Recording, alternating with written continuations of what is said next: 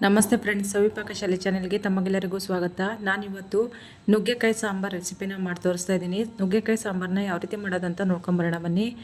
ನಾನಿಲ್ಲಿ ಸಾಂಬಾರಿಗೆ ಮಸಾಲ ಹುರ್ಕೊಳ್ಳೋದಕ್ಕೆ ಗ್ಯಾಸ್ ಮೇಲೆ ಒಂದು ಬಾಣಲೆನ ಇಟ್ಕೊಂಡಿದ್ದೀನಿ. ಅದಕ್ಕೆ 1-2 ಟೇಬಲ್ ಸ್ಪೂನ್ ಆಗುವಷ್ಟು ಕೊತ್ತಂಬರಿ ಕಾಳನ್ನ ಹಾಕ್ಕೊಳ್ತಾ ಇದ್ದೀನಿ. 7-8 ಬ್ಯಾಡಗಿ ಮೆಣಸಿನ್ಕಾಯಿನ ಹಾಕ್ಕೊಂಡಿದ್ದೀನಿ. ಜೀರಿಗೆ 1 ಸ್ಪೂನ್ ಆಗುವಷ್ಟು ಹಾಕ್ಕೊಂಡು ಚೆನ್ನಾಗಿ ಇದನ್ನು ಹುರ್ಕೊಳ್ಬೇಕು. ಡ್ರೈ ಆಗಿನೇ ಹುರ್ಕೊತಾ ಇದ್ದೀನಿ, ಎಣ್ಣೆನೂ ಹಾಕ್ಕೊಳ್ತಾ ಇಲ್ಲ. ಇದಕ್ಕೆ ಇವಾಗ ಸ್ವಲ್ಪ ಕರಿಬೇವು ಸೊಪ್ಪನ್ನ ಹಾಕ್ಕೊಳ್ತಾ ಇದ್ದೀನಿ. 1/4 ಟೀ ಸ್ಪೂನ್ ಆಗುವಷ್ಟು ಅರಿಶಿನ ಪುಡಿನ ಹಾಕ್ಕೊಳ್ತಾ ಇದ್ದೀನಿ. ಕರಿಬೇವು ಸೊಪ್ಪು ಅರಿಶಿನ ಪುಡಿ ಹಾಕಿದ್ರ ಮೇಲೆ ಜಾಸ್ತಿ ಹೊತ್ತಂಕ ಹುರ್ಕೊಳ್ಳೋದೇನು ಬೇಡ. ಗ್ಯಾಸ್ ಆಫ್ ಮಾಡ್ಕೊಂಡು ನಾವು ಇದನ್ನು ಹುರ್ಕೊಂಡ್ರೆ ಸಾಕಾಗುತ್ತೆ. ಬಿಸಿಗೆ ಅದು ಹುರ್ಕೊಂಡು ಬಿಡುತ್ತೆ. ಇವಾಗ ಇದಾಗಿದೆ, ತೆಗೆದಿಟ್ಕೊತಾ ಇದ್ದೀನಿ. ಈಗ ಅದೇ ಬಾಣಲಿಗೆ 1 ಸ್ಪೂನ್ ಆಗುವಷ್ಟು ಕಡಲೆಬೇಳೆ ಹಾಕ್ಕೊಳ್ತಾ ಇದ್ದೀನಿ. 1 ಸ್ಪೂನು ಉದ್ದಿನಬೇಳೆ ಹಾಕ್ಕೊಳ್ತಾ ಇದ್ದೀನಿ. 1/4 ಟೀ ಸ್ಪೂನ್ ಆಗುವಷ್ಟು ಮೆಂತ್ಯ ಹಾಕ್ಕೊಳ್ತಾ ಇದ್ದೀನಿ. ಒಂದು ಸ್ವಲ್ಪ ಹುರ್ಕೊಂಡಾದ್ರ ಮೇಲೆ ಅರ್ಧ ಸ್ಪೂನ್ ಆಗುವಷ್ಟು ಕಾಳು ಮೆಣಸನ್ನ ಹಾಕ್ಕೊಳ್ತಾ ಇದ್ದೀನಿ. ಇದಿಷ್ಟು ಚೆನ್ನಾಗಿ ಹುರ್ಕೊಳ್ಬೇಕು. ಇವಾಗ ನೋಡಿ, ಒಂದು ಸ್ವಲ್ಪ ಹುರ್ಕೊಂಡಿದ್ದೆ, ಜಾಸ್ತಿ ಹೊತ್ತಂಕ ಹುರ್ಕೊಳಕ್ಕೆ ಹೋಗ್ಬಿಡಿ. ಒಂದು ಸ್ವಲ್ಪ ಎಣ್ಣೆ ಹಾಕ್ಕೊಳ್ತಾ ಇದ್ದೀನಿ. ಇವಾಗ ಇದಕ್ಕೆ ತೆಂಗಿನಕಾಯಿ ತುರಿನ ಹಾಕ್ಕೊಳ್ತಾ ಇದ್ದೀನಿ. ತೆಂಗಿನಕಾಯಿ ತುರಿ ಹಾಕ್ಕೊಂಡು ಚೆನ್ನಾಗಿ ಇದನ್ನು ಹುರ್ಕೊಳ್ಬೇಕು. ತೆಂಗಿನಕಾಯಿ ಒಂದು ಸ್ವಲ್ಪ ಡ್ರೈ ಆಗಬೇಕು, ಅಲ್ಲಿ ತನಕ ಚೆನ್ನಾಗಿ ಇದನ್ನು ಹುರ್ಕೊಳ್ಳೋಣ. ನೋಡಿ, ತೆಂಗಿನಕಾಯಿನೂ ಚೆನ್ನಾಗಿ ಹುರ್ಕೊಂಡಿದ್ದೆಲ್ಲ ಆಗಿದೆ. ಇಷ್ಟು ಹುರ್ಕೊಂಡ್ರೆ ಸಾಕಾಗುತ್ತೆ. ಇವಾಗ ಇದ್ರ ಜೊತೆನಲ್ಲೇ ನಾವು ಮೊದಲೇ ಹುರ್ಕೊಂಡಿದ್ವಲ್ಲ, ಆ ಸಾಮಗ್ರಿಗಳನ್ನೆಲ್ಲ ಹಾಕ್ಕೊಂಡು ಕಲಿಸ್ಕೊಂಡು ಮಿಕ್ಸ್ ಮಾಡ್ಕೊತಾ ಇದ್ದೀನಿ. ಹುರ್ಕೊಳ್ತಾ ಇಲ್ಲ, ಗ್ಯಾಸ್ ಎಲ್ಲ ಆಫ್ ಮಾಡ್ಕೊಂಡ್ಬಿಟ್ಟಿದ್ದೀನಿ. ನಾನು ಬಿಸಿಗೆ ಸುಮ್ಮನೆ ಹಾಕಿ ಕಲಿಸ್ಕೊತಾ ಇದ್ದೀನಿ ಅಷ್ಟೇ. ಇವಾಗ ಗ್ಯಾಸ್ ಮೇಲೆ ಒಂದು ಪಾತ್ರೆನ ಇಟ್ಕೊತಾ ಇದ್ದೀನಿ. ತೊಗರಿಬೇಳೆನ ನಾನು ಮೊದಲೇ ಬೇಯಿಸಿ ಇಟ್ಕೊಂಡಿದ್ದೆ, ಕುಕ್ಕರ್ನಲ್ಲಿ ಹಾಕ್ಕೊಂಡು ಚೆನ್ನಾಗಿ ಸ್ನ್ಯಾಶ್ ಮಾಡ್ಕೊಂಡಿದ್ದೀನಿ. ಬೇಳೆನ ಇವಾಗ ಒಂದು ಪಾತ್ರೆಗೆ ಹಾಕ್ಕೊತಾ ಇದ್ದೀನಿ. ಪಾತ್ರೆಗೆ ಹಾಕ್ಕೊಂಡು ಚೆನ್ನಾಗಿ ಅದನ್ನು ಬೇಳೆನ ಕುದಿಸ್ಕೊಳ್ಬೇಕು. ಮತ್ತು ಒಂದು ಸ್ವಲ್ಪ ನೀರು ಹಾಕ್ಕೊತಾ ಇದ್ದೀನಿ. ನೋಡಿ, ಇವಾಗ ಬೇಳೆ ಎಲ್ಲ ಚೆನ್ನಾಗಿ ಕುದಿ ಬರ್ತಾಯಿದೆ. ನಾನಿಲ್ಲಿ ನುಗ್ಗೆಕಾಯಿ, ಒಂದು ಆಲೂಗೆಡ್ಡೆ, 1 ಗೆಡ್ಡೆಕೋಸು, ಬದನೆಕಾಯಿ ಇದಿಷ್ಟು ಚೆನ್ನಾಗಿ ತೊಳ್ಕೊಂಡು ಕಟ್ ಮಾಡಿ ಇಟ್ಕೊಂಡಿದ್ದೀನಿ. ಅದನ್ನು ನೋಡಿ, ನುಗ್ಗೆಕಾಯಿ ಇವಾಗ ಹಾಕ್ಕೊತಾ ಇದ್ದೀನಿ. ಇದಕ್ಕೆ ಬೇಳೆಗೆ 1 ಗೆಡ್ಡೆಕೋಸು ಹಾಕ್ಕೊತಾ ಇದ್ದೀನಿ. 1 ಆಲೂಗೆಡ್ಡೆನ ಕಟ್ ಮಾಡ್ಕೊಂಡು ಹಾಕ್ಕೊತಾ ಇದ್ದೀನಿ. ನುಗ್ಗೆಕಾಯಿ ಮೇಲ್ಗಡೆ ಸಿಪ್ಪೆ ಎಲ್ಲ ತಗೊಂಡು ಕ್ಲೀನ್ ಮಾಡ್ಕೊಂಡು ಹಾಕ್ಕೊಂಡಿದ್ದೀನಿ. ಇವಾಗ ನೋಡಿ, ಒಂದು ಸತಿ ಕಲಿಸ್ಕೊತಾ ಇದ್ದೀನಿ. ಇದನ್ನು ಇವಾಗ ಒಂದು ಸ್ವಲ್ಪ ಬೇಯಲಿ. ನೋಡಿ, ಇವಾಗ ನುಗ್ಗೆಕಾಯಿ ಒಂದು ಸ್ವಲ್ಪ ಬೆಂದಿದೆ, ಚೆನ್ನಾಗಿ ಕುದಿ ಬರ್ತಾಯಿದೆ.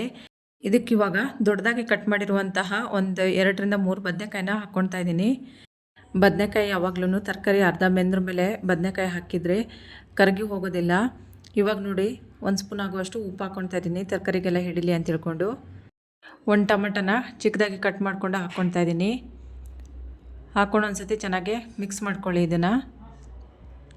ನುಗ್ಗೆಕಾಯಿ ಜಾಸ್ತಿ ಹೊತ್ತಂಕ ಬೇಯಕ್ಕೆ ಬಿಡಬೇಡಿ. ನುಗ್ಗೆಕಾಯಿ ಬೇಗ ಬೆಂದುಬಿಡುತ್ತೆ. 1/4 ಗಂಟೆ ಬಿಟ್ಟರೆ ಸಾಕು, ಚೆನ್ನಾಗಿ ಬೇಯುತ್ತೆ. ಮತ್ತು ಇದನ್ನು ಕುಕ್ಕರ್ನಲ್ಲೆಲ್ಲ ಹಾಕ್ಕೊಳಕ್ಕೆ ಹೋಗಬೇಡಿ. ಪಾತ್ರೆಯಲ್ಲಿ ಡೈರೆಕ್ಟಾಗಿ ಬೇಯಿಸ್ಕೊಳ್ಳೋದ್ರಿಂದ ನುಗ್ಗೆಕಾಯಿ ಸಾಂಬಾರು ತುಂಬಾ ರುಚಿಯಾಗಿ ಟೇಸ್ಟಿಯಾಗಿರುತ್ತೆ. ಇವಾಗ ನೋಡಿ, ನಾನು ಹುರ್ಕೊಂಡಿದ್ದ ಮಸಾಲೆ ಎಲ್ಲ ತಣ್ಣಗಾಗಿದೆ. ಅದನ್ನು ಮಿಕ್ಸಿ ಜಾರಿಗೆ ಹಾಕ್ಕೊಂಡು ನೀರು ಸೇರಿಸ್ಕೊಂಡು ನುಣ್ಣಗೆ ರುಬ್ಕೊತಾ ಇದ್ದೀನಿ. ಈ ಕಡೆ ತರಕಾರಿ ಚೆನ್ನಾಗಿ ಬೇಯ್ತಾ ಇದೆ, ಅದನ್ನೊಂದು ಸತಿ ಕಲಿಸ್ಕೊತಾ ಇದ್ದೀನಿ. ನೋಡಿ, ಇಲ್ಲ ಅಂದರೆ ಬೇಳೆ ಹಾಕಿರೋದ್ರಿಂದ ತಳ ಹಿಡಿದ್ಬಿಡುತ್ತೆ, ಅವಾಗ ಕಲಿಸ್ಕೊತಾ ಇರಬೇಕು. ಇವಾಗ ಇದಕ್ಕೊಂದು ಸ್ವಲ್ಪ ಕರಿಬೇವು ಸೊಪ್ಪನ್ನ ಹಾಕ್ಕೊತಾ ಇದ್ದೀನಿ. ಈ ರೀತಿಯಾಗಿ ನಾವು ತರಕಾರಿ ಎಲ್ಲ ಬೇಯೋತ್ತಿಗೆ ಕರಿಬೇವು ಸೊಪ್ಪು ಹಾಕೋದ್ರಿಂದ ಅದ್ರ ಫ್ಲೇವರ್ ಬಿಡುತ್ತಲ್ಲ, ತುಂಬಾ ಚೆನ್ನಾಗಿರುತ್ತೆ ಸಾರಿನ ಟೇಸ್ಟು.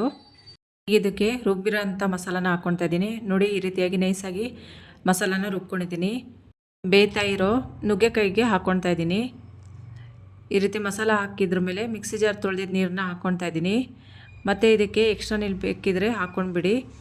ಬೇಳೆ ಜಾಸ್ತಿ ಹಾಕಿರೋದ್ರಿಂದ ಸಾಂಬಾರು ದಪ್ಪ ಆಗಿಬಿಡುತ್ತೆ. ಇವಾಗ ಒಂದು ಸತಿ ಕಲಸಿ ಮಿಕ್ಸ್ ಮಾಡ್ಕೊಳ್ಳೋಣ ಸಾಂಬಾರನ್ನ. ನೋಡಿ, ನೀರು ಹಾಕ್ಕೊಳ್ಬೇಕಾಗಿದೆ, ಇನ್ನೂ ದಪ್ಪ ಇದೆ ಇದು. ಇವಾಗ ನುಗ್ಗೆಕಾಯಿ ಸೀಸನ್ ಆಗಿರೋದ್ರಿಂದ ಈ ರೀತಿಯಾದ ನುಗ್ಗೆಕಾಯಿ ಸಾಂಬಾರನ್ನ ಈ ವಿಧಾನದಲ್ಲಿ ನೀವು ನಿಮ್ಮ ಮನೇಲಿ ಒಂದು ಸತಿ ಮಾಡಿ ನೋಡಿ. ಇವಾಗ ನೋಡಿ, ನೀರು ಎಷ್ಟು ಬೇಕಾಗುತ್ತೆ ನೋಡಿಕೊಂಡು ಒಂದು ಸತಿ ನೀರು ಹಾಕ್ಕೊತಾ ಇದ್ದೀನಿ.